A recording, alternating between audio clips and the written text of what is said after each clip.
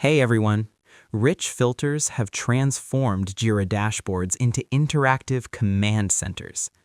Unlike standard Jira filters that just show a list of data, a rich filter allows you to slice, dice, and visualize your work items in real time using smart clauses and dynamic controllers without ever leaving your dashboard.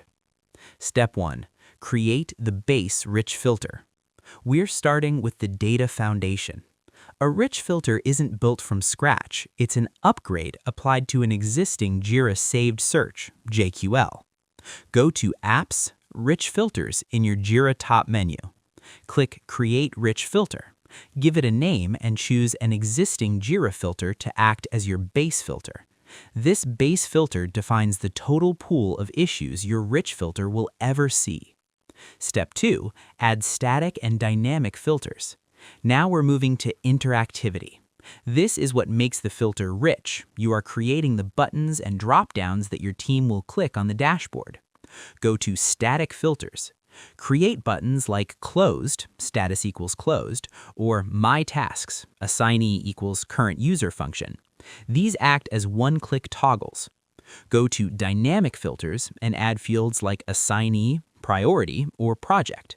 These will appear as searchable drop-down menus on your dashboard, allowing users to filter by any value in those fields. Step 3. Define custom views. We're focusing on visual organization. In 2026, you can create multiple tabs for your data so users can switch between a project management view and a technical view instantly. Select the Views tab in your rich filter configuration.